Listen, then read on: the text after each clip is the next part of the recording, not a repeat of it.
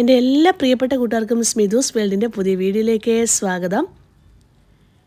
ഇന്ന് നമ്മൾ കല്യാണ സദ്യയിലൊക്കെ വിളമ്പുന്നുണ്ട് ക്യാരറ്റും മാങ്ങയൊക്കെ ചേർന്ന അച്ചാർ അല്ലേ.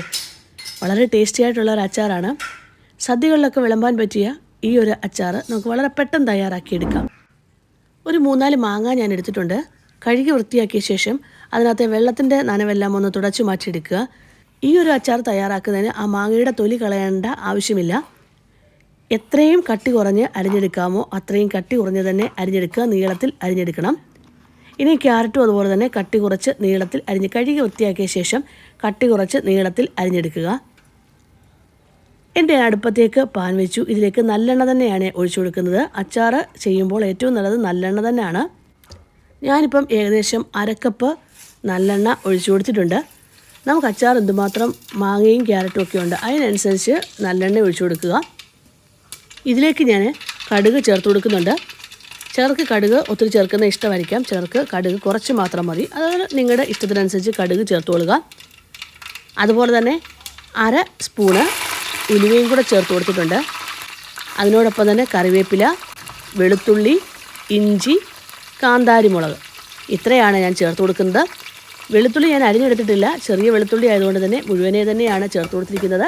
ഇഞ്ചി നീളത്തിൽ ചെറുതായി അരിഞ്ഞെടുത്തിട്ടുണ്ട്. കാന്താരിമുളക് നമ്മുടെ ഇഷ്ടത്തിനനുസരിച്ച് നമുക്ക് ചേർത്ത് കൊടുക്കാം.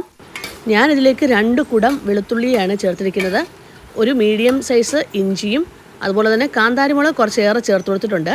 ശരിക്കും പറഞ്ഞാൽ മാങ്ങയും ക്യാരറ്റും ഒന്നും ഇല്ലെങ്കിൽ തന്നെ ഇത്രയും വെച്ച് തന്നെ നമുക്ക് നല്ലൊരു അച്ചാർ തയ്യാറാക്കി എടുക്കാം. ഇതിനകത്ത് വിനാഗിരിയൊക്കെ ചേർത്ത് കൊടുത്താൽ മതി. ഇതിലേക്ക് ഞാൻ 1/2 ടീസ്പൂൺ കായത്തിൻ്റെ പൊടിയും 1/2 ടീസ്പൂൺ ഉലുവാപ്പൊടിയും കൂടെ ചേർത്ത് കൊടുക്കുന്നുണ്ട്. മുഴുവനായിട്ടുള്ള ഉലുവ നേരത്തെ ചേർത്ത് കൊടുത്തിട്ടുണ്ട്. അതുകൊണ്ട് തന്നെയാണ് 1/2 ടീസ്പൂൺ മാത്രമാക്കിയത്. ഇനി നമുക്ക് നന്നായിട്ടൊന്ന് വഴറ്റിയെടുക്കാം. ആ വെളുത്തുള്ളിയുടെ കളറൊക്കെ ഒന്ന് മാറി വരുന്ന സമയത്ത് ഇതിലേക്ക് 1/2 കപ്പ് വിനാഗിരിയാണ് ഞാൻ ചേർത്ത് കൊടുത്തിരിക്കുന്നത്. അതിനോടൊപ്പം തന്നെ ആവശ്യത്തിന് ഉപ്പും ചേർത്ത് കൊടുത്തിട്ടുണ്ട്. ഞാനിപ്പം കുറച്ച് കൂടുതൽ മാങ്ങയും ക്യാരറ്റും ഒക്കെ എടുത്തിട്ടുണ്ട്. അതുകൊണ്ടാണ് ഞാൻ ഇത്രയും അളവുകൾ എടുക്കുന്നത്. അപ്പം കുറച്ചും കൂട്ടിയും ഒക്കെ നിങ്ങൾക്ക് ഇതിൻ്റെ അളവുകൾ എടുക്കാവുന്നതാണ്. വിനാഗിരി ഉപ്പ് നന്നായിട്ടൊന്ന് തിളച്ച് വന്ന സമയത്ത് ഞാൻ ആദ്യം ക്യാരറ്റാണ് ചേർത്ത് കൊടുത്തിരിക്കുന്നത്. ക്യാരറ്റ് ആദ്യം നമുക്കൊന്ന് ഒന്ന് വാട്ടിയെടുക്കണം. അത് കഴിഞ്ഞ ശേഷം മാത്രമേ മാങ്ങ ചേർത്ത് കൊടുക്കാവൂ. ഇനി നിങ്ങൾക്ക് ഈ ഒരു അച്ചാറിന് സ്വല്പം കളർ വേണമെന്നുണ്ടെങ്കിൽ നമ്മൾ ആ വെളുത്തുള്ളിയൊക്കെ ചേർക്കുന്ന സമയമില്ലേ, ആ സമയത്ത് ഒരു 1/2 ടീസ്പൂൺ മഞ്ഞൾപ്പൊടിയും കൂടെ ചേർത്ത് കൊടുത്താൽ മതി കേട്ടോ. ഞാൻ മഞ്ഞൾപ്പൊടിയൊന്നും ചേർത്ത് കൊടുത്തിട്ടില്ല. ക്യാരറ്റ് ഒന്ന് വാടി വന്ന സമയത്ത് നമ്മൾ അരിഞ്ഞു വെച്ചിരിക്കുന്ന മാങ്ങയും കൂടി ഇതിലേക്ക് ചേർത്ത് കൊടുത്തിട്ടുണ്ട്.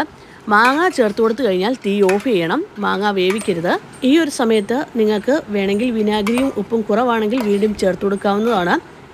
ഇനി ഇത് നന്നായി യോജിപ്പിച്ച ശേഷം ചൂടാറാനായിട്ട് നമുക്കൊന്ന് വെച്ചിരിക്കാം. ചൂടാറിയ ശേഷം ഏതെങ്കിലും ബോട്ടിലാക്കി നമുക്ക് സൂക്ഷിക്കാവുന്നതാണ്.